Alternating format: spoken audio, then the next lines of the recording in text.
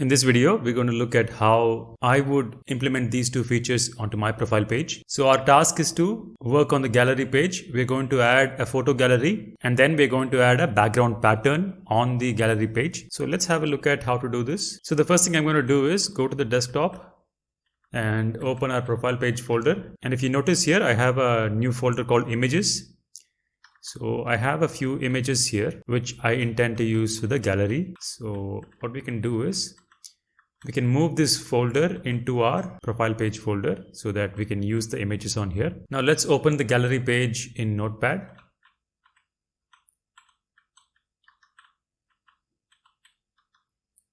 So here we want to have a gallery of images here. So what we're going to do here is add a div tag first so that we have a container for all of the things that we're going to put here. And then we're going to add some images. So first I'm going to open the image tag and here I'm going to say src equals. I'm going to leave this as blank right now. Then we'll see alt. Leave that also as blank. And then close the image tag. So this is the basic essence of an image tag. And here we're going to add the address for the images. So I'm going to say that the image we want to use first is this 1.jpg and the address for that would be images/1.jpg and the alt would be scenery. So what I'm going to do is I'm going to copy this and we have about 15 images. So I'm going to paste it 15 times.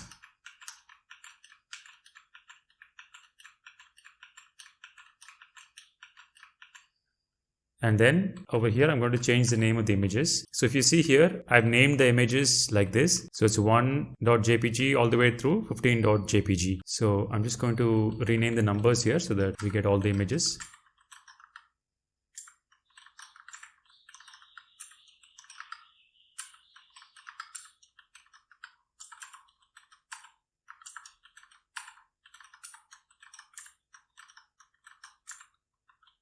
Okay, now let's save this and go have a look. Okay, so now our gallery page is filled with images. So it's as simple as this. Now the other thing we need to do is add a background pattern. So let's see how to do that. So I'm going to open a new tab and Google for patterns. And here we have a lot of things showing up.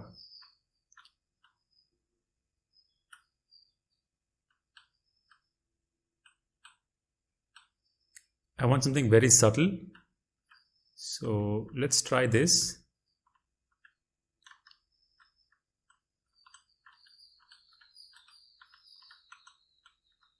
I'm going to click on this and save image as, and here I'll say bg1.jpg and save this.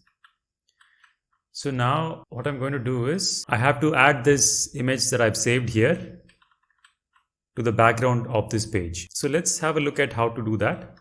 How to add background image to page HTML. So here we have another W3 Schools link where we can just do something like this and it will add the background image. So let's try this. I'm going to copy this and take it to our HTML file.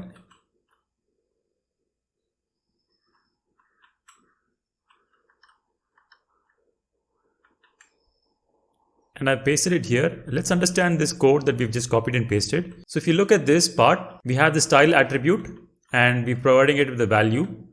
We've already seen how the style attribute works. We're basically trying to modify the CSS of this particular element by adding the style attribute to the opening tag. And the value that we give here will modify the appearance of this particular element. So here we are adding the CSS property of background image and providing it with an URL. Now if you look at the way it's used here,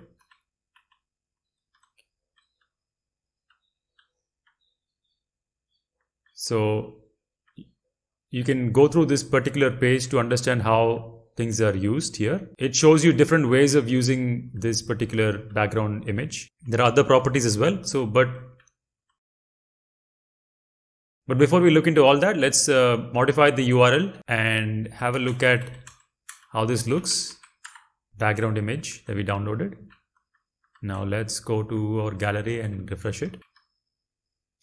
Okay, now you see that our background is changed. Obviously it looks kind of terrible, so let's go and fix that. Let's choose a more appropriate background color. Let's try this.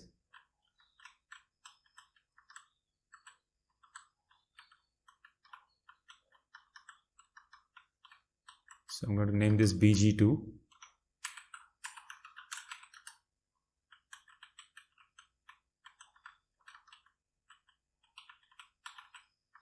So let's rename this and then we'll go and refresh our page. Okay, that looks much better. So this is how we would modify the background of a particular page. Now one small thing that I want to adjust here is, if you look at our footer, it kind of covers the last image here. And if we look at what it's doing on the home page as well, it's covering a little bit of the page. So let's fix this. Let's go to our CSS file.